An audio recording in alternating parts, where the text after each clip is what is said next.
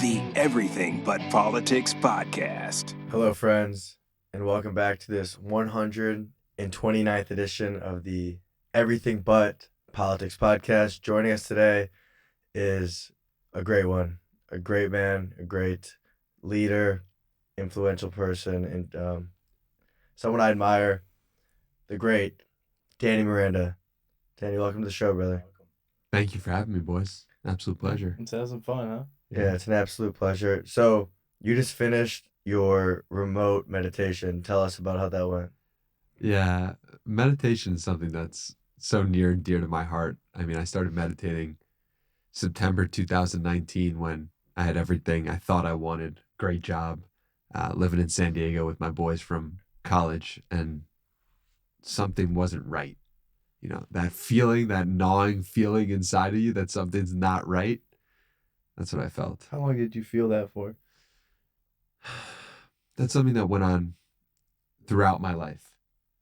And it wasn't really until I started to meditate that thirst got quenched. What was the reason for meditating? The reason for meditating was because everything was going right externally, but internally it wasn't feeling right. And so I've been practicing. My meditation practice has gone on for the past 5 out of the last 6 years. And now I get the gift of giving that to other people. And when I get the gift of giving that to other people with a virtual meditation or an in-person meditation that I host at my place, it's the most rewarding feeling, because I know that so often we have the answers inside of ourselves, but we're not always tuning in. And to give people that space to tune into the truth of what is going on in their consciousness is the most powerful thing. So anytime I'm doing that, I'm fulfilling my purpose. And you mentioned 5 of the last 6 years. What was that year that wasn't part of your life? Yeah, well, I meditated 2019, 2020. And then I kind of reached the state of life feels a lot different in my inner world, my inner texture. Maybe I just don't need this anymore. Maybe I just did this for 2 years and I'm good. And then I kind of flatlined in my life. I went back into old relationships from college. I went into old habits. And I was saying, wow, this is interesting. When I was unconscious and I wasn't spending time on my inner world, I was going backwards or kind of staying the same. And that convinced me to start the practice up again, because I noticed that. So now you're doing it an hour a day. Before then, how long were you doing it for, and were you as consistent as you are now? Yeah, so when I started, it was 20 minutes in the morning. And, you know, the word meditation has so much baggage to it, like God. How do you define it? Right. How do you define meditation? For me, meditation means literally just sitting with what is. Closing your eyes, putting a blanket over you. You could lay your feet out. You can put your back straight. You can put your feet on the floor. But just spend time with what is going on in your inner world. So that's what meditation means to me. And yeah, it's transformed my life. How were you first introduced to meditation? So my buddy Tej Dosa would tweet all the time. I was friends with this guy on Twitter, and he was talking about making money, which I was very into, from New York, and that was where my mind and focus was. But then he would talk about how he would talk to homeless people on the subway, and he would interact with people in a way that was loving and kind, just random strangers. And I said to myself, okay, I can't do that, but I wish I could. What is different about me and him? Why couldn't I go up to a homeless person and speak to them? Why couldn't I treat others with love and kindness for no reason? I said, there's something different about this guy. And so when I went through this really dark time in my life, I remembered that he had been meditating for 10 years. And that there was a reason. And so I said, I don't think meditation is going to work for me, but let me give it a try. Yeah. And that's what happened. It's kind of like someone that's never worked out, seeing a bodybuilder, like, why don't I have that chest? Right. But it's not a physical presence. It's a mental clarity thing, something that you have to not build, but develop over, a year, 5 years, a decade. Yeah. Decades. Yes. So did you ever figure out that answer? As to, like, now are you going up to homeless people and talking to them? Well, I mean, it was wild, because I want to say in the last 3 to 6 months, 3 months ago, I think, I was with my buddy Jack Sweeney, And I see him at the pedestrian bridge. And a homeless guy comes up and walks up to us. And I was freaking out. I was like, oh my God. Like I got so nervous and scared because he looked crazy. He looked like there was something wrong with him. And I was like, does this guy have a gun? What's going on? Yeah. And every part of my body was so full of fear. And he comes up to me and Jack. And I'm like, I'm scared out of my mind. Mm-hmm. And I'm circling Jack's bike. Like, dude, like, get me out of here. And Jack's like staying still. Jack spent a lot of time meditating, a very amazing guy. And I'm circling the bike. And then I have a switch. At one moment, I say to him, I love you. Look him dead in the eyes and say, I love you. And it looked like an arrow slung to his face, and he walked away. But that was the first thing you said to him. Nothing else was said. Nothing else was said. Did he approach you in a threatening manner? Yes. Like you looked him dead in the eyes, said, I love you. And Yes. he walked away. And he walked away. It was one of the defining moments of my life. I saw in that moment how clearly and how quickly fear manifests. I was scared of him. And then love manifests. Wow. How in your life, how have you handled fear?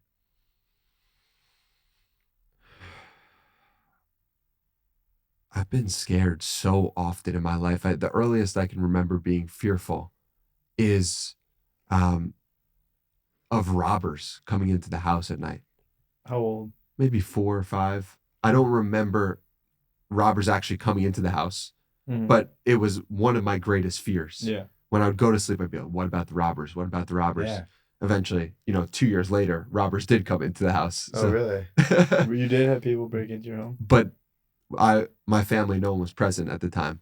But a Thank pretty God. wild situation of something that was fearful in me and then actually manifested in reality. So my relationship with fear started at that point. I've been scared of so much in my life. I remember I was scared of talking to girls. I was scared of dropping out of college. Never did. I was scared of moving to Austin, Texas. There's a lot in my life I could point to I was scared of.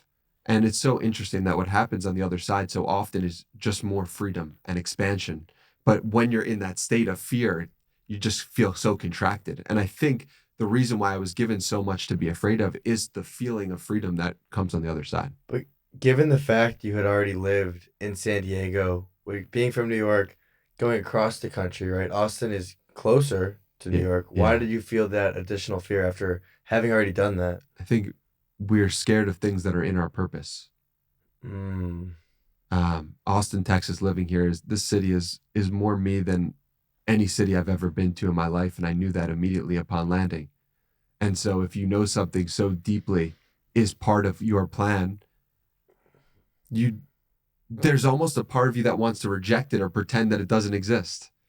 I'm sure musicians can relate to that. I'm sure writers can relate. I mean, I've wanted to write a book for the longest time. And it's just now that I'm actually making significant progress toward it.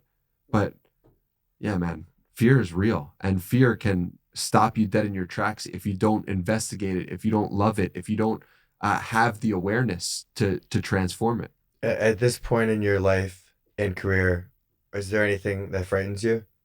Oh, so much, man. Yeah, so much. I'm scared of not being able to provide for my family, my future family someday. I'm single. I'm scared of not meeting a woman who isn't a perfect match for me, and who I'm scared of not having an incredible love. Absolutely. I'm scared of the fact that I've taken this risk with my life, in the sense of my career and my job. And what if I could have just done it the easy way and the normal way that everyone from Long Island does it? I have a lot of fears. And I think as I step more and more into those fears, and the more I go into them, the more my life will expand. And Danny, I want to go back a little into someone breaking into your house. Do you think that having the thought, whether it's a good manifestation or not, could be the cause to that actually happening? Like, besides that interaction, have there been other things that you've thought of that have manifested that have been incredible for you, and then some that have been not so incredible for you that you can think of? Yeah, we talked about the situation with my ex-girlfriend Yeah. at dinner. Mhm. You know, I think what we think really does have a tremendous impact on our reality. If you Mhm, want I to would test agree. this, just go around and say, I love myself for 30 days straight. And then for the next 30 days, say, I hate myself, and see what happens Oh, in yeah. your reality. Have No you done doubt. that? Of course. I mean, I haven't done the latter part, but I've done the former part. Okay. But the unconscious, unconsciously, I've definitely done the latter part, right? Yeah, you can feel down on yourself at times without even subconsciously thinking you're doing it. Yeah. More consciously. Well, Yeah. I feel like your mental space, your thinking, whatever you think, gets somehow signaled and broadcasted into the universe. That even if you don't say it, that there's something that happens when you think something so often, you think it enough, good or bad, that something becomes of it. And Yeah. it just depends on what you're thinking. Absolutely. And the more in touch you are with a higher energy, the faster it's going to manifest into reality. Well, so something I like that you said earlier was the baggage that the word meditation has. Mm. Also, like the word God has, because I like to think about this a lot. You know, words are syllables that we put together to describe something in the universe, right? So, like, I read a great quote weeks ago that was like, God is the word that we use as the blanket for this mystery of the universe, right? And meditation is a similar thing. It's just like this word we have for this feeling when we do something that is sitting in silence, being with your own intuition and your thoughts. That's kind of what you made me think of when you said that, the baggage behind it. Yeah. I think there's a lot of truth to that. And the more, and I think it's worth considering what you think of when people say certain words. So when someone says meditation, what is your first thought? Is it, Mhm. I can't do that? Is it, that means like I'm supposed to be a monk? It doesn't Yeah. mean that I'm supposed to go to India. What is your thought when someone says a word? And we have Exactly. so many thoughts Like for preconceived notions, you know? when someone says money, what do you think? Yep. And you're like, there's so many Different Yeah. different ways. lanes. So let's try to, like, for our listeners, Yeah. talk about ways that you can meditate. Like, what are different types of meditations? Yeah. So I think that for me, I know there's so much stimulation Yeah. going on. And for me, meditation means spending time with my own mind with my eyes closed. So whether it's It- a sauna or whatever, wherever you are. I think there is a huge benefit to doing it by yourself. Mhm. And there's a huge benefit to other people also closing their eyes and tapping into their intuition at the same time. So Around you. around you. So for me, I wouldn't call going into a sauna and closing my eyes a meditation. And the reason why I wouldn't is because The external factors. the external factors. And it's a great starting What are the external and factors? the Other- external factors of other people. What's their Mhm. conversation like? What's Mhm. Could it be a form of meditation for someone else? the yogis will tell you that everything is a meditation. I Yeah, would like agree when you with eat, that. And- Yeah. and Yeah. when you talk, when you connect. And I would say I appreciate that sentiment, and I appreciate as well the idea of putting consistent time to spend with your mind. Well, I find myself like I've always thought of meditation as those moments of like true peace and tranquility. Like, for example, like when I'm playing guitar and I'm like just in a zone where like there is no outside world, there is no time and space, there's only what I'm doing. That is a form of meditation. When you're working out and you're like in the middle of a heavy set and all you're thinking of is the contraction in your muscle, that's all you can feel. That could be a form of meditation, you know? You're eating a ribeye steak and you're hungry, right? That could So be is there a meditation. difference then, do you think, between meditation and hitting a flow state? For me, I hit flow states while meditating.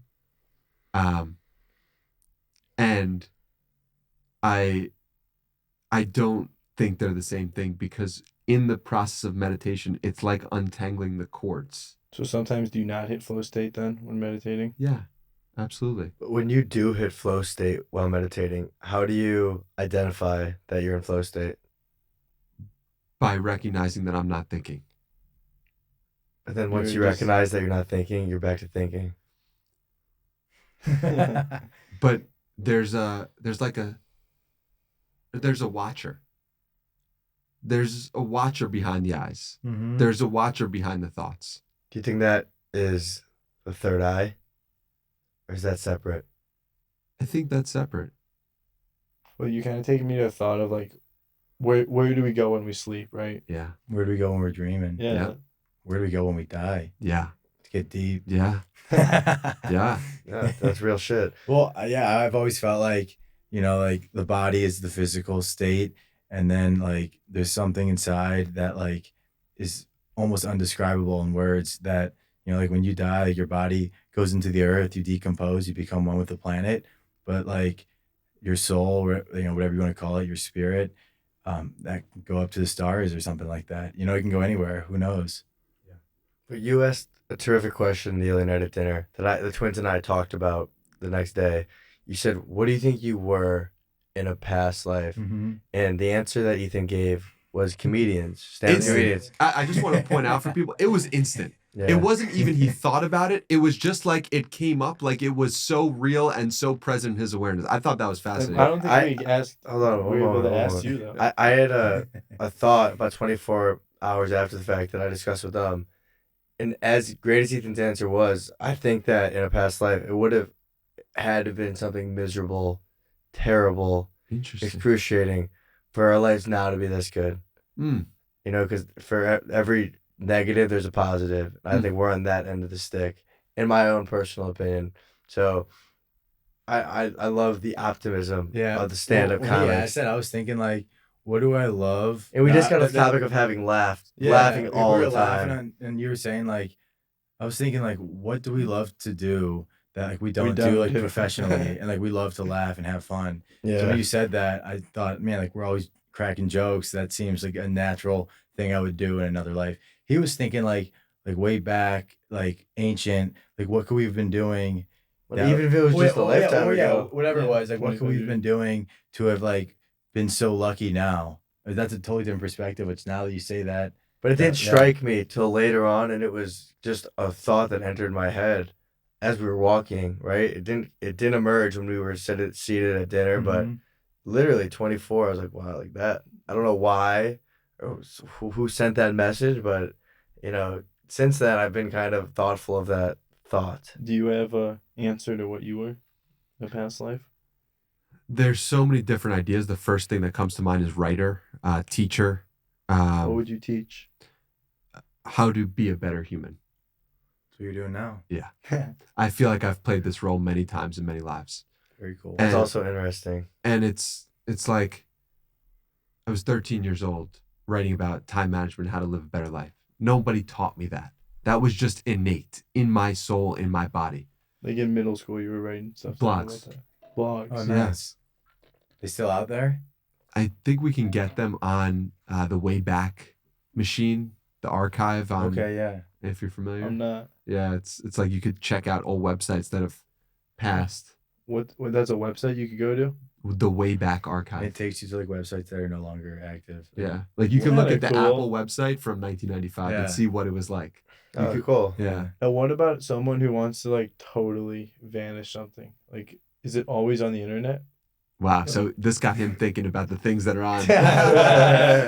But like, you know what I mean? There are people who. Well, some want things their aren't name worth saving. cleared. Like this site can only save probably so much, right? Right. Like they're not gonna save like I This don't know, si- like something minor. It's like the thought of once you post to social media, it's there forever. Mm. Someone could get it. like one way, Even shape, if- or form, maybe. Yeah, right. Like, you might not be able to get it, but Mark Zuckerberg or Elon Musk could go to their database and pull up something you deleted 10 years ago. It's so interesting that you say that because literally 30 minutes ago or an hour before this podcast, I downloaded all of my archived tweets. I've tweeted 48,000 How did times. you do that? Wow. And I just downloaded them. How did I Is that on I the looked app? on ChatGPT. How Yeah. do you do this? And the reason why I did that was because I want to put that into ChatGPT to understand what are the ideas that I've talked about the most. How have I evolved? How have I changed? So Well, that's Is, cool. is that for I you? like that. Is that for you as you're writing your book? yes.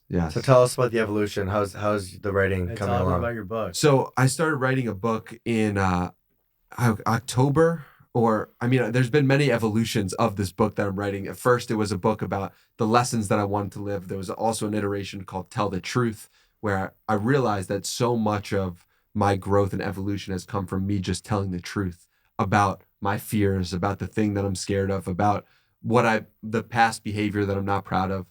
So that was kind of my idea, and I was going down that road. And then I started to realize that all my writing was going around this concept of divine moments.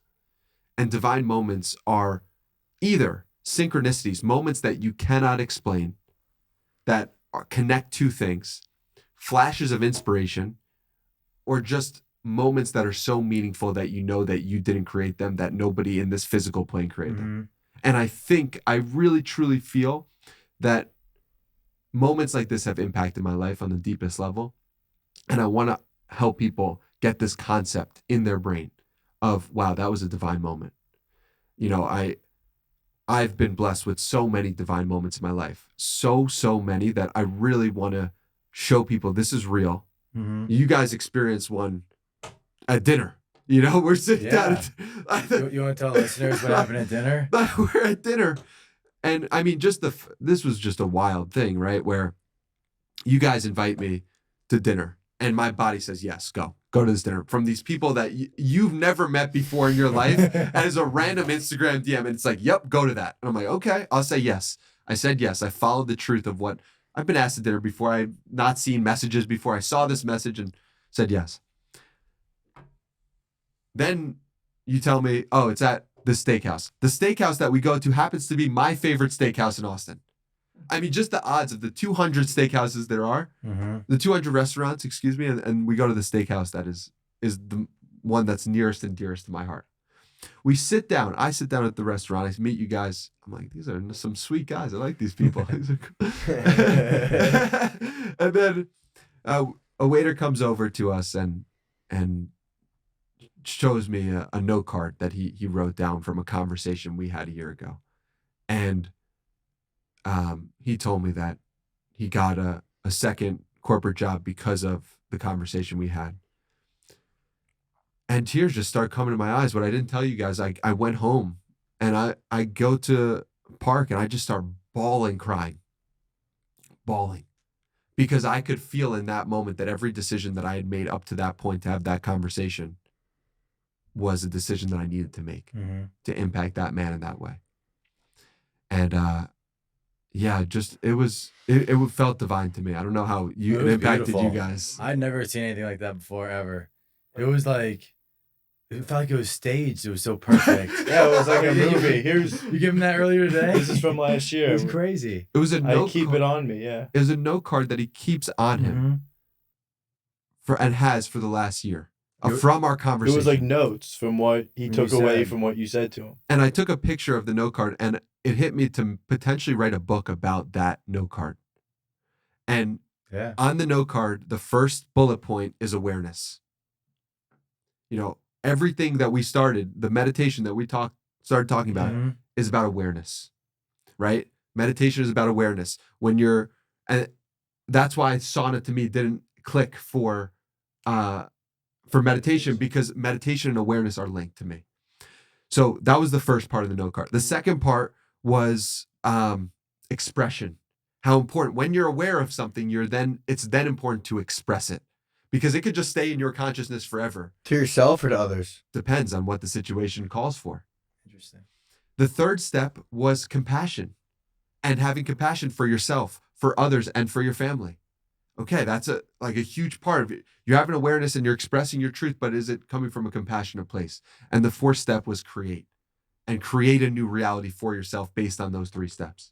So that's a conversation that I had with him, and that's the note card they wrote. I'm like, this is a book. This could be a book right here. So acronym, AECC. How old were you when you awareness? You kind of became aware of create. Your thoughts and maybe what you wanted to do with your life? There was a deep knowing within me at 13 years old that I'm writing a time management blog, and then there's a repression of that. So how do you think you manage your time?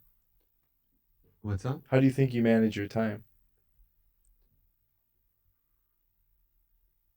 Right now? Yeah. By following the truth of what is real to me and true to me, and constantly checking in on myself on a moment-to-moment basis of, is this real? Is this true? Is this right? And do you find yourself at times being distracted or wasting time? And For how sure. often in a day do you find that happening? So one thing I do is I write 1,000 words a day. And one thing I'll often write, and this is just stream of consciousness to get aware of my mental state. One thing I'll realize is I'm writing, and then I'll stop writing and check social media. I'm like, wow, I just got distracted. Yeah. It You know? happens for sure. And it's cool to be aware of the amount of times that it's happening because I'm just being honest with myself on the page. So you write about anything? Yeah. Is that a morning thing or evening? Can be anytime. Anytime. Yeah. I have a buddy who every day, I hope he's still doing it, would write at the end of the day everything he did in that day and how he felt about it and what his experience was that day. And I remember seeing his notebook. He had it filled up for about a year. He was doing it, all handwritten. Yep. And it was cool because him and I one day were going through it and we were reading about like a day we were in the recording studio and how he felt that day, which was like a year ago when we were Yeah, a reading year it. later. Yeah, it was cool. See what he was So like thinking. and like we can only, our mind can only, has such a capacity for so many things. You can only remember so much. So it's interesting and honestly very beneficial to write down your thoughts. And then a year from now, like if you ask me, what were you thinking a year from today? I don't even remember what I did a year from today. Yeah. I'm like, if I went through my photos, maybe I could figure something out. Or if I really thought about it, but off the top of my head, I can't remember. So like having that written down and say, oh, I did this a year ago today and I felt like that. How am I 1 year later? Definitely has power to When that. we say writing, are you typing or are you actually writing? Both. So I keep something called a 1-line-a-day journal. Mhm. And it's kind of confusing because it's actually 5 lines in a 1-line-a-day journal. And it's 5 years. It's 5 lines Oh, that's interesting. and it's 5 years. So I started on August 26, 2024 and have kept it every single day since then. Great. And I can see the changes of who I was. And it's going to be really interesting to see how year by year progresses because I plan to keep up So with you it. write the 1 line and then those 4 lines are for the next 4 years on that day? No, so it's 5 lines. It's called a 1-line-a-day journal, Yeah. but it's 5 lines for each Day. and it's basically 25 lines Cool. in the page and broken down. Well, here we are, right? Mid-March, August 26th, you began. Mm-hmm. How has Danny Miranda evolved since then? Well, I think the biggest thing that I noticed immediately is I started this 1-line-a-day journal on August 26, 2024. And then on September 12th, I created another log called the Divine Moments log. And it was this realization of, oh, when I become more aware and I'm writing more down, I'm becoming more aware of the divine that's happening in my life. Another thing, as you've evolved as a human, as a meditator, you've probably had to say no to a lot of things. Is that accurate?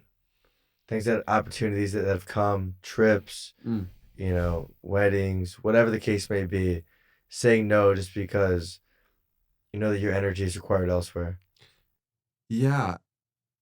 I don't feel, I mean, I'm sure I say no to a lot, but it's not a conscious thing. Like, yes, man. I feel like when somebody says no to something, they do it because it's not in their best interest. Meaning, like you don't think twice about it. But if you were like, I feel like your question was directed towards like great opportunities. But not many people are going to say no to great opportunities. Not great opportunities. I mean, you never know what's going to come from an opportunity, whether it's great or not. But more so, like your friends from college want to plan a trip. Like, no, I gotta stay here. I gotta work on my A thing. perfect That kind of example was when we were just in the sauna, and his buddy said, "You want to come to dinner with me?" And immediately he was like, "No, like I was up at 3 a.m. on a flight, and he knows that I need the rest." Yeah. Like so, like it's not like you overthink that. No, True. you make the decision, and neither one of you have any hard feelings. Yeah. Okay, I'll see you tomorrow. Yeah. I'll see you another day. Yeah, that's kind of how I've always felt about no. Is there's not a lot of charge to it. I don't feel. My friend Elle always tells this story about me going to a walk one time and someone being like, "Hey, it was after the walk and people come up to me, hey, it was 3 people. You want to come to lunch with us?" And I was like, "No, I don't." And And she was like, "What? Like, how could he just You're say?" not no? hurting their.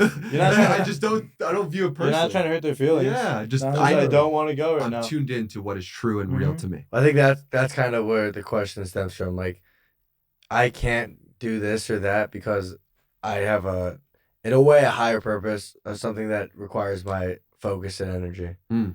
So that was I feel like sometimes though, it's not even that deep. Like sometimes it's just like time and place. Like someone's like, "Hey, you want to do this?" Like, nah. Like not like I have something much greater to do, but like what I just don't want to do that per se. I think you It's do always have different. people who are insecure that like someone invites them like, okay, I'm going, and even if they Yeah, don't want no. to go, Yeah. like I'm not shy to be like, no, I have Some no people interest. just are grateful Thanks, to be though. included. Yeah, yeah. Inclusion's a big thing, especially now more than ever. People like there's an acronym that like people say about like missing out. Anyone know Oh, what it is? FOMO. FOMO, fear of missing out. Yeah. Thank you. That's a thing, Dude, for sure. especially with like the younger kids who like, everyone's posting on like their Snapchat story, like some party and they weren't invited to. Like they would do anything to be at that event because that's where like the cool kids are, or whatever you want to call them, and they weren't included. So like at a young age, that can take a toll mentally. But I feel like at our ages, like our mid to late 20s, we kind of are beyond that. We don't really care as much about. There still is a FOMO. Like You if think you two so? were somewhere and I wasn't there, there would be a FOMO. Well, Like it's a little I wish I was there. That's a little different when you're But brothers. I think at any age, people have FOMO, regardless of who It you depends how are. like cool the shit you're doing is. If you're doing cool shit, like you're going hiking in Colorado and you weren't invited and all your boys are going, it's like shit. But like if they're just going to like Even like a golf trip, and the one buddy has got a family wedding, and he's like, damn, I wish I was with. dude, but fear of missing out is different when you weren't invited. Versus like when you were invited but have a different commitment. So Yeah, for sure. at the end of the day, invite your friends to hang out. Life is short. Have fun. So Danny, going back to 13-year-old Danny blogging. So then at dinner the other night, I kind of understood that you and I had a similar college life, right? Like smoked weed, like smoked weed. That was kind of like hung out, Sports gambling. sports Yes. gambling. Nothing that was like, nothing that helped you grow personally. So from 13 on to 18 when you got to college, when did you kind of, pivot in the wrong direction from your writing, from your self-meditation, from your blogging, and kind of go towards, in a lot of ways, the normal route that you and I found at 18 years old? Yeah. I remember I had a Knicks blog in sophomore year of high school, and I interviewed a bunch of the NBA players and went to media day, and it was crazy. That's and it was a awesome. very cool moment for me. A year later, the NBA goes through a lockdown in 2011, and I stopped doing the blog. And I remember at that moment, this is probably junior year of high school, it's like, I just want to go to parties and hook up with girls. No, that's very real at 17 years old. Oh yeah. And so that was such a motivation of just being normal. And I just had this thought of like, okay, I never am going to get a chance to be normal again. I know I'm not a normal person. I'm 13 years old writing about time management in the New York Knicks. This is a weird thing. Like I am different. Yeah. And so this is my opportunity to be normal. So let's take it. How do you even define normal? Normal to me is following the path that everyone else takes Mhm. with no thought to what you're doing. Like we said, like drinking on the weekend, watching football. It could be that. It could be drinking on the weekend, watching football. It could be getting the same job that everyone else gets, or the same type of job that everyone else gets. And if that's the job that lights your soul on fire, God bless you. Do it. If that's the job that you're getting just because everyone else around you is getting it, to me, that's where I had issue personally with it. And there was part of me also that's envious of that because I wish I could. I wish I could just be normal, but I could see how my soul was getting worked on and how me being normal in college wasn't actually working. I feel like everyone looks for this conception of being normal, Fitting in. but it's hard to even like describe it. well, Like I think normal is like the masses, right? Like whatever. It's kind of like you were saying, like in high school, you wanted to like drink and hook up with girls. That was like, in a sense, FOMO. You had that fear of missing out of the normal like college life because Yeah. you've seen it portrayed from people older than you in movies and shit like For that. sure. You wanted to experience it just to get a taste of it. Yep. And now that you did, you're like, okay, I did it. Yep. It was fun while it lasted, but you can't sustain that. Yeah, Correct. when You know what I mean? There's no shame for anyone doing it. No. It's fun while you do it, but then at one point you kind of have to, for lack of a better word or words, grow up. You have to kind of like find yourself that in a healthier way, because drinking every day or every weekend and betting on sports and smoking and waking and baking, that is not a way to live. I mean, for some people, but not if you really want to thrive. Yeah. Well, what's interesting to me is like majority of those people, if you're drinking and smoking very regularly, don't hit a success that they could have otherwise. But then you have like examples of the first person that comes to mind is like a Wiz Khalifa. Yeah. Anyone who comes Well, to I feel mind who like- drinks or smokes. We talked about this with Matt Musty on the podcast. Okay. Matt Musty is the Drummer drummer of in the the band band Train. Train. Uh-huh. We talked about how being a musician is one of the only careers that you can like drink and do drugs on the job casually. You know what I mean? Comedian, maybe. Yeah, too. maybe Yeah. comedian. Where like you can get up there on stage like semi or pretty fucked up and like perform your job and get paid for it and do it. And sometimes, yes, it could affect your performance, but some people, like Keith Richards from the Rolling Stones, was just so used to doing cocaine and drinking Jack Daniels that like when he went up there, it was second nature. So like it's one of the only professions that like it's But socially besides that, acceptable. you do have a lot of businessmen who drink a lot and Yeah. they're very successful. So like it's not that True. drinking and smoking are going to be your downfall, but it doesn't necessarily help you be the best version of yourself. Yeah. Especially when it comes to health. For me, Mhm. success isn't based on the external metrics. It's peace of mind. I would, yeah, that makes Yeah. sense. I mean, most people are chasing that's money, status, Right. nice car, Well, nice wife, You traveling. also see a lot of these musicians who like go crazy because like they got so famous so quickly and they turned to drugs. Like Kurt Cobain, for example. Like the guy was just a punk rocker who loved like making music, and then he got to the point of this extreme fame, and like he went to drugs. And the story is he's not the only one. There's so many who have done that. Jimi Hendrix, the list goes on, and these people get so caught up in it that they don't even know how to handle it. So, like you said, the internal success is sometimes more beneficial than the external, because when you get the external and you don't have the internal, you can't handle it. Yeah. For sure. It's not So we have sometimes. It's all meditation, physical fitness, cardiovascular fitness. What are other remedies to find inner peace? Becoming aware of your thoughts, being seen and loved for your mistakes.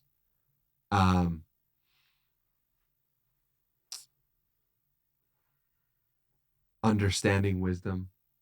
For me, reading. What does that mean? Understanding wisdom. Understanding wisdom is reading and paying attention to sources Okay. of high quality information. Like if somebody, for me, it's higher consciousness information. Yeah. And so if somebody said, okay, you get this opportunity to listen to this podcast with Andrew Tate, Mm-hmm. and then you get this opportunity to listen to this podcast with Jesus, right? It's Mhm. like, which is the higher consciousness material, right? And for me, my question is, how can I tune into the highest consciousness material? So like that's an interesting point, because there's a lot of writers and authors who are well known within just the world, right? Everyone knows these people. And I feel like when you become well known, it's because the material you're writing has some sort of value. Mhm. Otherwise, it wouldn't be well known. Like It's the same Jordan with like Peterson music. comes to mind. Yeah, Jordan Peterson. Like I love that guy. Do you like him? I think Jordan Peterson has some awesome ideas that are useful. Mm-hmm. Who are some of your favorite, not only podcasters, but just mentors that you haven't met, or even you have met them? Yeah. Two of the biggest, most important mentors of mine are two people who have passed. One of them is Wayne Dyer. Wayne Dyer was he was a writer, author, speaker, and somebody who, I mean, the story about how Wayne Dyer and I got connected is wild. I'll tell you that shortly. And then David Hawkins. And those two people have shifted my worldview and understanding of life greater than potentially anybody. Wayne Dyer story real quick for you Yeah, guys. here. First of I'm all, not familiar with I'm not either familiar of with them. him either. Oh, amazing. So Wayne Dyer was a psychologist and somebody, a teacher, a school teacher. And he was somebody who was born in Detroit and died in Hawaii. And he got big in the 70s and 80s. His first book, I believe, was when he was 36, published and has sold over 35 million copies, Your Erroneous Zones, that he wrote in 14 days, which is a wild story in and of itself. The story of how I got connected to Wayne Dyer. My buddy, in September or October of 2024, goes to a bookstore. Before he goes to the bookstore, he prays and says, God, please show me what book I'm supposed to see. He goes and he picks up a Wayne Dyer book, and the book that he picks up is There's a Spiritual Solution to Every Problem. He reads one chapter and he says, oh my God, this is Danny Miranda. That's So cool. he sends it to me and he tells me, yo, check this book out. I said, I start reading. Did you know of that? I know Wayne Dyer, but I had never read any of his books. Gotcha. So I start reading. Within one chapter, I'm like, oh my God, this is me. This is wild. Like, this is so crazy. You ever read someone or meet someone, you're like, Yeah. holy this is so me. So I'm reading. I'm like, this is me. This is crazy. And the book is, I can see clearly now. It's his final book. It's all of his most synchronistic, divine moment stories from his life. Get to 40% through the book. And he talks about in 1975, before he becomes famous, how he was teaching at St. John's. And he has a student at St. John's. St. John's is probably 40 minutes from the town that I grew up in. Mm-hmm. And he's a student from Port Washington. Port Washington is the town that I grew up in. Wow. And so I'm like, this is crazy. Like, No Port doubt. Washington. Turns out that student convinced him to start giving lectures in Port Washington. And he started giving lectures at Schreiber High School for a year and a half right before he got famous. Is that where you went to high school? And I went to high school at Schreiber High School. And when I read that, a tear comes down my eye. That's a divine moment. And that is a divine moment. Were your parents at the same high school? Could they have maybe been lectured by him? My parents did not go to that high school. That would have been cool. Yeah, that would have been cool. Wait, so that's But to think that I went to the auditorium every day, Mm-hmm. When that would give that lectures. he would give lectures. That's special. And how many of his books have you read?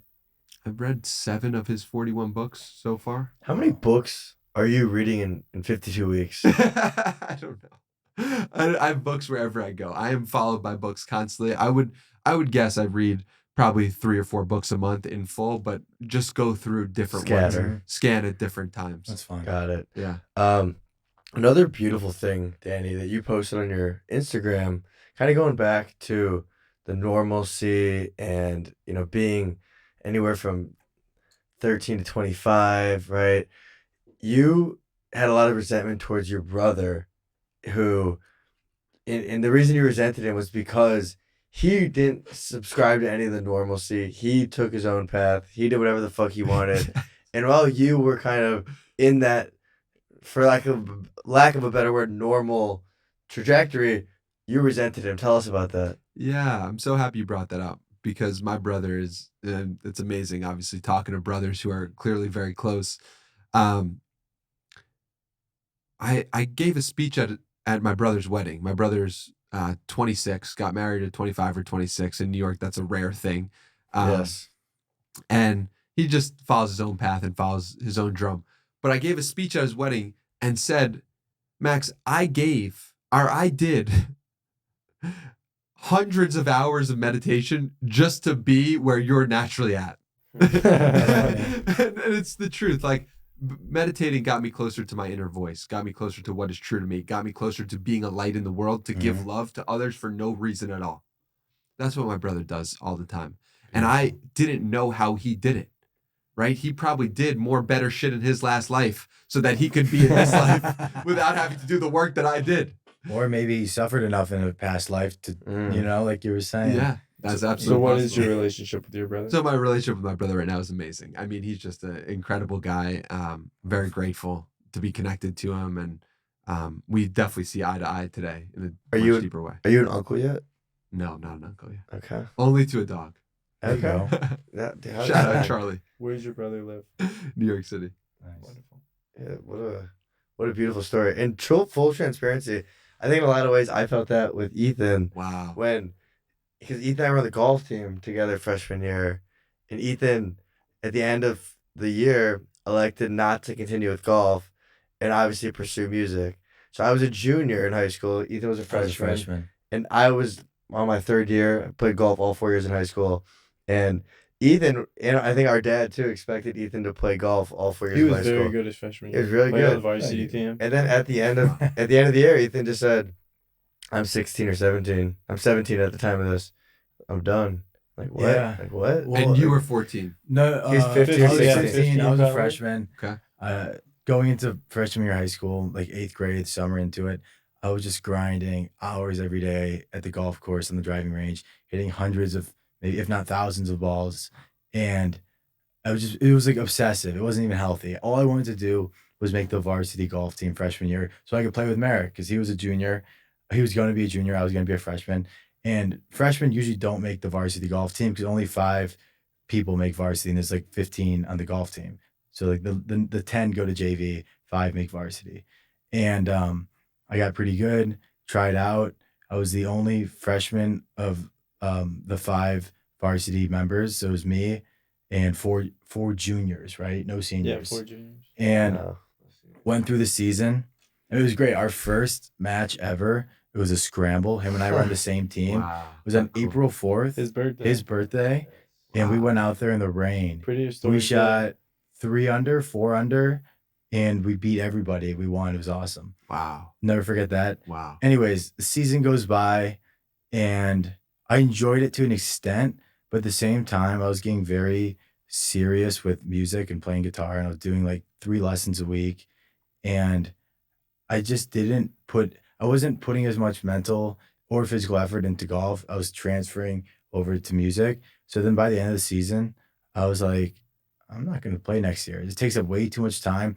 I don't care enough. Well, when I was in 8th grade, I wanted to play college golf. Then after freshman year, I was like, I do not want to play college golf. So it's just amazing how like your energy, your mind, where you think you want to go isn't always where you're going to end up and isn't what's right for you always. So like Merrick said, like we all thought I was going to keep playing. Then I was like, no, that's it for me.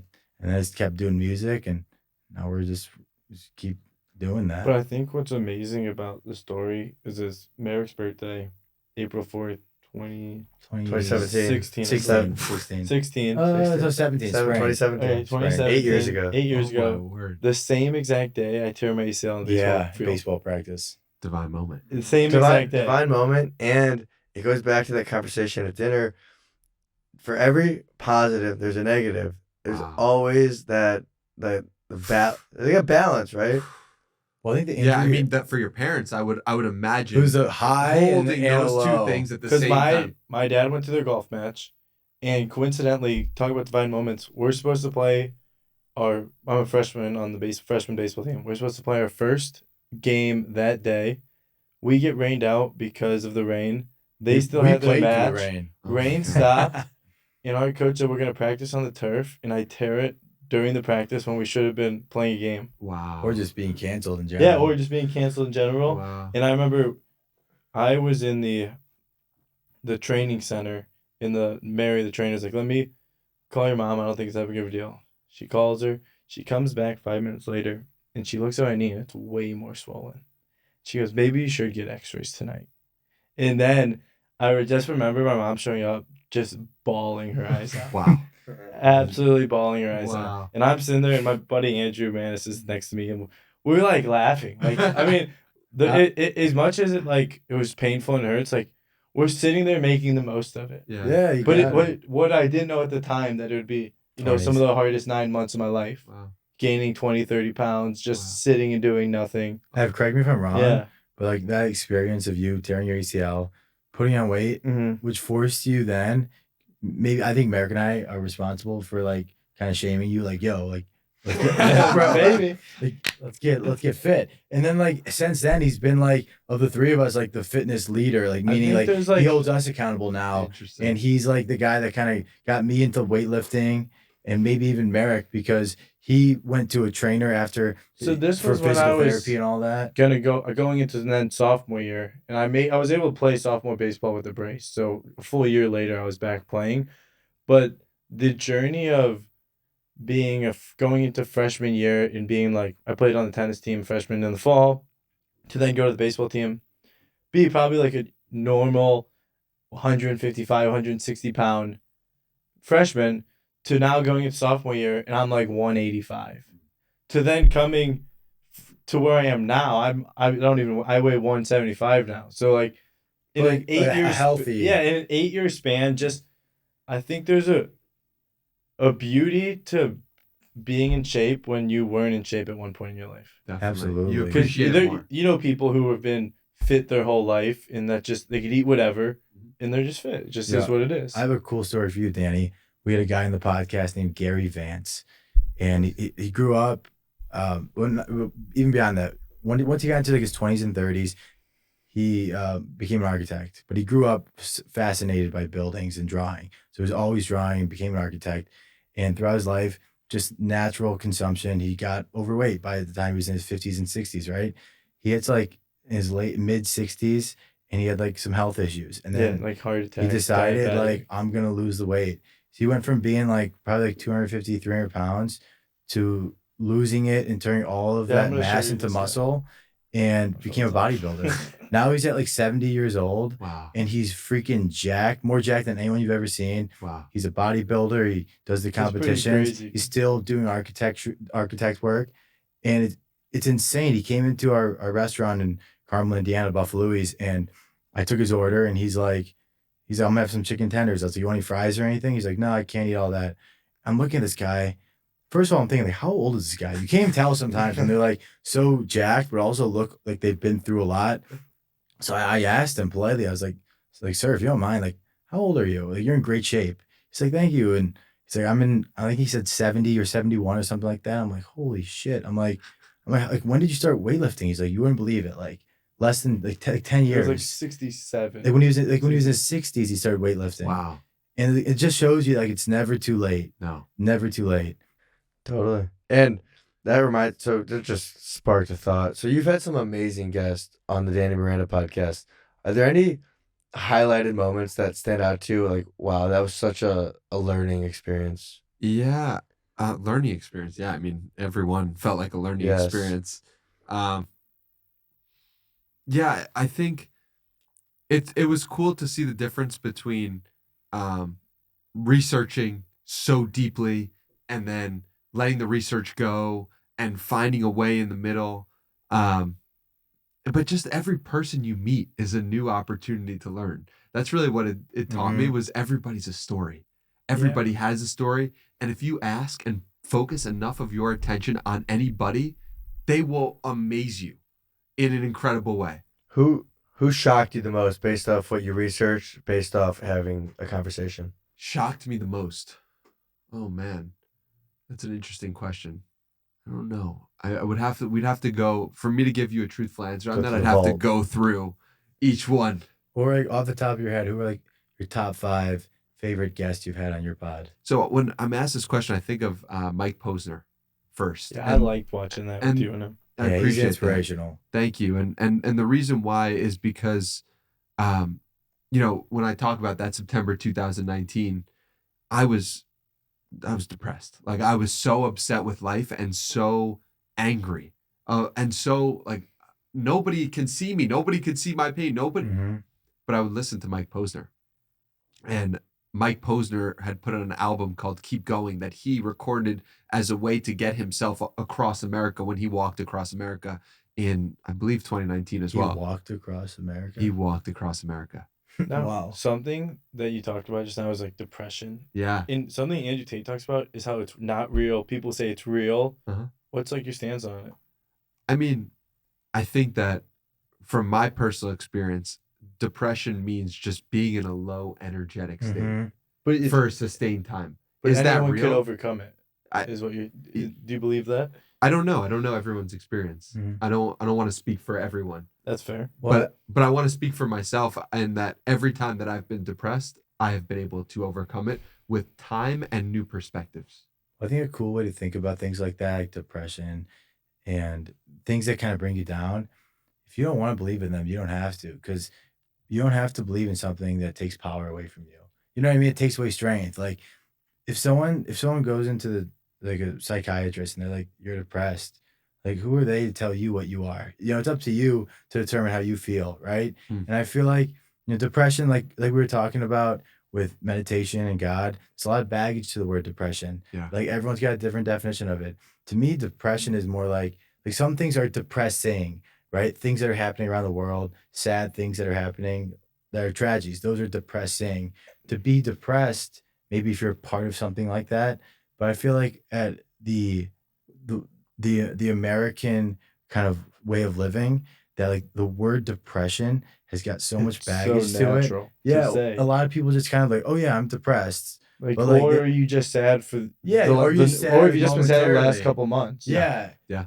Like, I Like, feel like people abuse that word. What's your stance on like depression medication? I won't be Have you taking ever any. tried Yeah. I like to speak from the eye. Well, I Yeah, think right. there's always an alternative. Like, Yeah. what can I take instead of taking these pills? Listen, Dude, I like fitness. Like get Yeah. out there and like get the body moving maybe. yeah, there's a long checklist of things I would do personally before taking a pill. Yeah. I mean, like if God didn't make it, I would advise against it. Yeah, I think that's a great mental model to be with. I was talking to my friend Tim Doyle last night, and Tim is a great guy. You guys should meet him and Yeah. talk to him. He had this debilitating back pain. Like he couldn't walk. Mm-hmm. This dude's jacked out of his mind, and he's got his back pain 7 months. And now he helps people. He healed from the back pain by the grace of God and by mind-body connection from this guy, John Sarno, and now teaches other people about how to heal back pain. Does he do stuff with like Theraguns and vibration stuff? I don't know his methods. Okay. You'd have to talk to him about that. We'll do that. But what I will say is that he told me last night that the greatest pain of his life is now the thing that brings him the most joy. Interesting. So if he saw and knows that to be true, that his greatest pain gave him his greatest gift, how could he be upset about anything? Can't.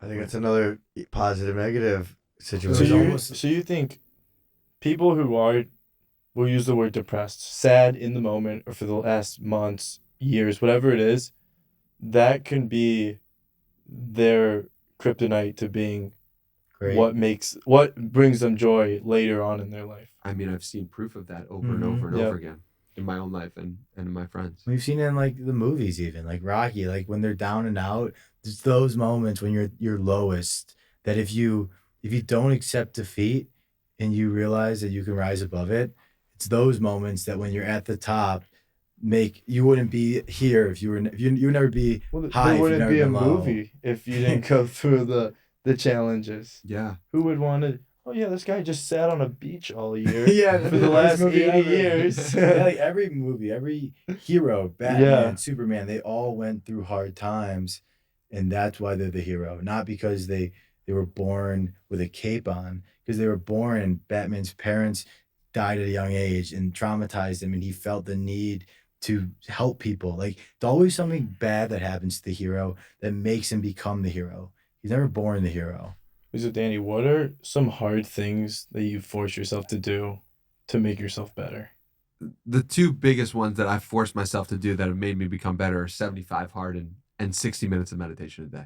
For those listening who don't know what 75 hard is, what is that? Like you did it 2 days ago. Yeah, which is totally understandable. Exactly. 75 Hard is this program created by Andy Frisella where for 75 days straight, you do 2 workouts, Mhm. 2 45-minute workouts. One of them has to be outside. You read 10 pages of a nonfiction book. You drink a gallon of water. You follow a diet of some sort, Mhm. and you take a progress picture. and you do that for 75 days in a row, no skips, no anything. And doing that was the first thing I've done in my life at 24 years old where I could say to myself, oh, that was difficult. I did that, and I am a different person on the other side. And it transformed my life to do something like that. And then I wanted to do a 60-minute, 60-day meditation challenge, which was, I started in March of 2020. And the reason why I could do that was because I had done the 75 hard challenge. And I think doing those two things, sit with yourself and attack life. Like, if you have the mix of discipline and love, you can't lose. I like that. That's great. Discipline Discipline plus love equals a life well You have lived. to write a song about that. Yeah, I like that. Well, it's like doing hard things. Like, I remember when, on a whim, out of nowhere, Evan signed Merrick and I up and himself for the Bloomington Hoosier Half Marathon. And we had never run Wow. really Ever. except for like at baseball And around even the prior to the bases. 13 miles, I think the most we did was, what, 7 I didn't and a read half? 10. What It was compelled you to tough. do that? What, Ev? I think being kind of scared to do it. You were scared to do it. Well, I think Well, I saw it. It popped. I don't even know where it popped up. I think being on X, following a lot of fitness people, seeing people do these Ironmans and do this, like, okay, I could do a half marathon. Like, I that's not something I should be scared of. I could do a half marathon. So I said I'm signing. I texted. This was in, like, I remember being in school at it was in the in fall. Indiana. you I was signed just us up. sitting in class, and it was like in November. I'm like, all right, guys, I'm signing us up for April half marathon, and everyone was. It was like on text. Okay. And he then, like, flew in April for it. comes, and it's like, Drove up for Oh, it. yeah, we drove. let's from- go yeah. do this. And True. I remember it was from It was hard. Ethan and I, when we started, the first, like, 2 miles were, like, hard as shit. And then, Yeah. like, from, like, 2 to 7 or 8, I hit such a flow. And then, like, from, like, 9 to 13 was when it got super Oh, yeah. tough. I was In terms of, I was like, struggling there. Not, it was like Wait, had you guys trained for it? Yeah, we not tried. like Only- we should have. the most Like, it was I- maybe. The most I ran Yeah. prior to the 13 was 10. And But Merrick's that's still train- 3 miles Merrick- off. Merrick's training, though, was not. Merrick's training was, I'm going to run once a week. I'm going to do 5 miles. Then next week, I'm going to do 6. Then the next week, I'm going to do 7. Yeah, like Evan and I were Ethan doing and I were every doing, like, day. no, it was probably like every 3 or other 4 day. times a week. It was we were very doing like consistent, 3 to though. 5. You know what's so funny? Yeah. That's great because I have a friend who's a bodybuilder and runs a gym in New York City, and he said he trained for a marathon exactly how you did. That's hilarious. It's funny because, like, I remember Evan and I were going on runs in the morning, like, and it was cold because we were in Yeah, Bloomington, it was 30, Indiana. 20, 30 degrees. It was like cold. We'd layer up, but like we realized we don't need this many layers when you're running. And once 'cause you you're gonna get 2 sweat. miles in, you don't need the layers. We'd be running and someone would be rising, and I'd be thinking like, man, this is like, fuck, who gives a shit about the half marathon? This is awesome. And I love that feeling of the cold air coming through my nostrils, seeing the sunrise, the birds singing, the breath, the frost coming out. Like, that's what I really loved about it. And then as we kept doing it, we would do like 3 miles, 5 The miles. shorter distance. Shorter, Was better. like- I was getting serious foot pain in my left foot. That I was like, okay, this can't be good for me to be running 5 to 10 miles. But when I would just do 2 to 4, there was a great mental clarity. Yeah. But that we haven't done a half marathon since. And Probably due for one. even in when did we run with Zach Hummel? We did a ruck It was with in him. It was like it was 2, November, yeah, it was November. like 20 degrees out. We got up at like 4 or 6 5. Yeah, No, we 5 went to in the the gym morning. before. Went to the gym. Went and met him at the Eagle Park Eagle in Creek Park, yeah. Indianapolis, and we was pitch did black out. the ruck for 6 miles, and then we were gonna run 6 miles, and we haven't ran in 6 Well, months and- prior. and- We just and- signed up because he invited us. And Zach Alright. hooked it up. Zach brought us Rucks, all that. rucking weighted bags. So in a headlight. And we'd never done this And before. on the run- a bunch of random guys were with, and it was like, all right, let's do it. we got after the 6 mile ruck, which was good. The run, my Achilles felt like they were gonna break. Yeah. So I have to be careful with how much I run and walk, because I do get a foot pain in my left foot, and I don't know if it's just from when I was younger. I used to like walk on my tippy toes, or if it's from tearing my ACL. There's just I want to do the crazy hard things, but I have to look at the recovery side of it. Mm-hmm. Like, I don't want to be like David Goggins, where I have to have all these surgeries. Yeah, man. I get it. So there's the balance in it. Danny, have you ever ran a marathon or anything like that? Yeah, I've ran 3 marathons. Oh yeah. Definitely transformative experiences. Right? Really cool. Divine moments in all of them. That's the theme. How of does today. your body hold up to running that much? Yeah, I find that 3 to 5 is a sweet spot. Yeah. You run 3 to 5 miles a day, feel good. I don't need to run marathons. Yeah, I'm good. yeah, that was some of the most pain I've ever been in. Like those days, even like right after finishing running, we bought ice at like the gas station and thought like doing an ice bath is what we needed. Immediately. Yeah, right after. We fill up the bathtub with cold water and we're like, yo, we did not need this ice. The water is cold enough. Anyways, we all lasted like 30 seconds to a minute, Yeah. if that. Yeah. And I remember, and that didn't really do much, but it was just like for Oh, shits yeah, and like, I giggles, remember you know? sore for like a week after. Oh running man, that I was in like so that. much pain, but like, But there's that that kind of it's pain you the never mental forget. pride of, I did it. I got it Yes. done. Like, did you find yourself in a lot of pain after running a marathon? A little bit. You know, a few days after, definitely felt it. Mm-hmm. I mean, it's a great experience. Oh, I think yeah. I recommend it. I recommend it too. Yeah, and decide from there if you want to do it again or. But Absolutely. What about like these people who are doing like these pull-up challenges? don't know what you're talking about. No? So Cameron Haynes' son, what's his name? Justin. Truett? He did 10,000. He just broke the world record, 10,000 pull-ups in 24 hours, God bless him. which No is like doubt. 400 something an hour. I'm hyped for him. That's No, awesome. no, I'm wondering though, like, not that you would or wouldn't do a pull-up record like that, but do you ever like give yourself like instead of like signing up for something, like I'm just gonna set a goal today where like I'm gonna do like a couple hundred pull-ups or I'm gonna do Yeah. 500 push-ups. Is that Yeah. something you ever do? So I got this from my uncle. He mentioned it offhand in the last couple months.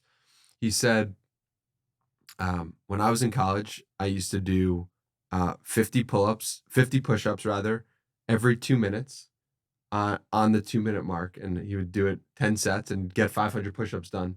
And it's such a great little challenge Absolutely. that I started doing 25 sets of 25 and sets of 30. And I'm like, wow, it's just so nice. Every hour? Every 2 minutes on the 2-minute, you do another set. And you do that for 10 sets. You follow? Okay, kind of. So you're knocking it out all in one sitting. So you could knock out In- 250 or 300 push-ups in 20 minutes. Yeah. I do the same set, 25, 30 reps. I think that's the magic, because then you can keep going. We were just Yeah. doing it like, I feel like if I'm editing clips or doing something on my laptop, you could just be sitting there for hours. So Ethan and I made a habit of like, all right, I'm setting a 15-minute timer. Every time that 15-minute timer hits, drop down, do as many push-ups as you can, back on the laptop. Love that. Yeah. Love that. That's a great little tip for anyone listening. Yeah. Yeah, Or so you're not watching. just Get your sitting push-ups in. at your laptop for 5 hours straight. Well, You're it's moving the for a little. compound effect. Like, you know what I mean? Like, we've all heard it. Like, the more you do something, the better, the stronger you get. It's like the weight doesn't get lighter, you got stronger. And it's the more you do it, the stronger you get. For And then- sure. Well, and like I remember, like, especially after her ACL, like not being able to do a pull-up, and you're just like, dude, like, what? Like this is like the hardest thing in the world. Dude, pull-ups are not easy. No, they're not. Like, what percentage of people do you think can do a pull-up? I don't know. Dude, Ask chat. Yes, Yes, right. Danny, the other night at dinner, we had a conversation between the difference between yeah and yes. I've never heard this before. This was so great. Have you thought about that since? No.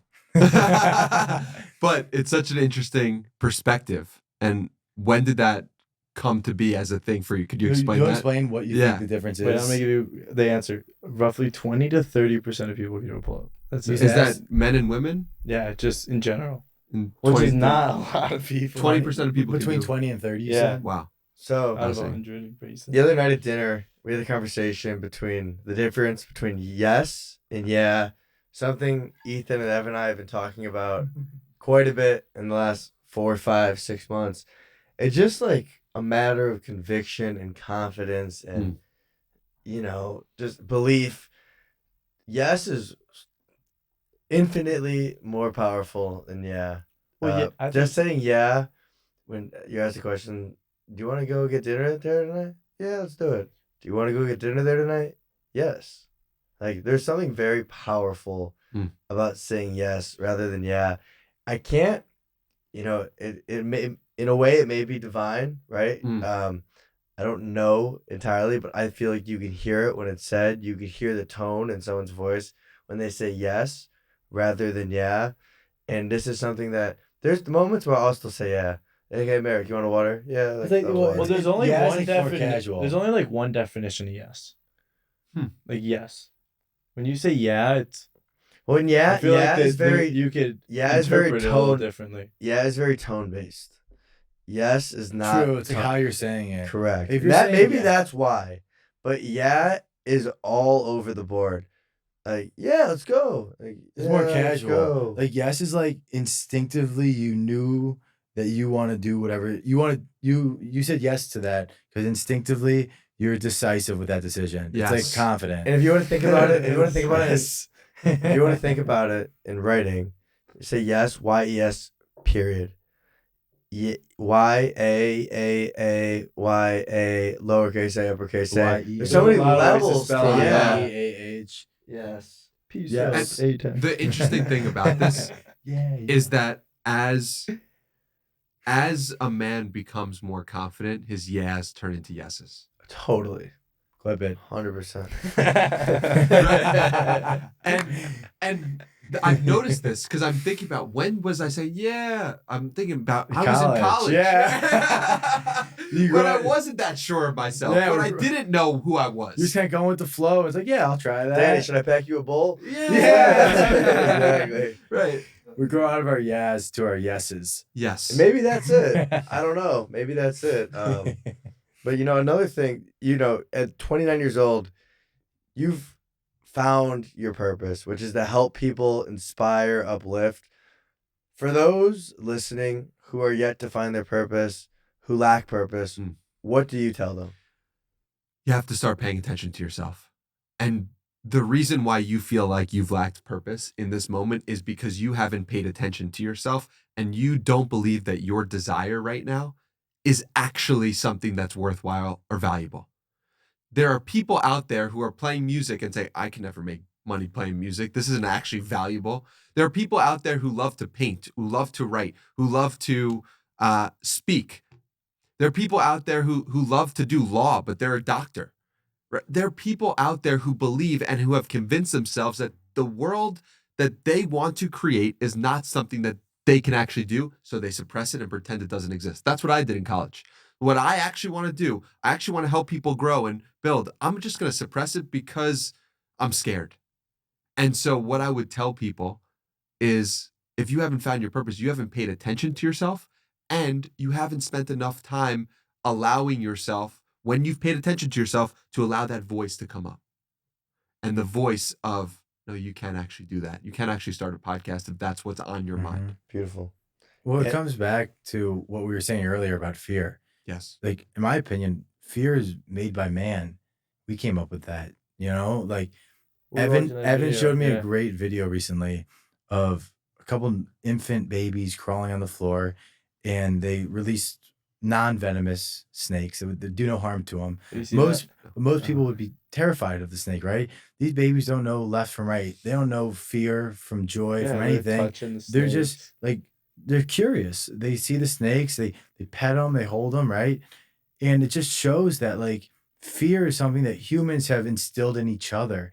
Other people have given you fear, other experiences, but like fear is not a real thing in my opinion. I think it's a made up imaginary thing that if you just let go of it and you find the faith and you find the confidence, you have no limits to what you want to do. It's like the doctor who wants to be an artist.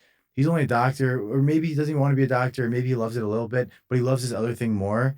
Like he's got a little fear that he's made up that he can't do that when he really can. And the only thing stopping him is him. Yeah. So last thing, Danny, March 2025, you're working on the book. What developments have been made? When do you plan on releasing your first ever book? It's a great question.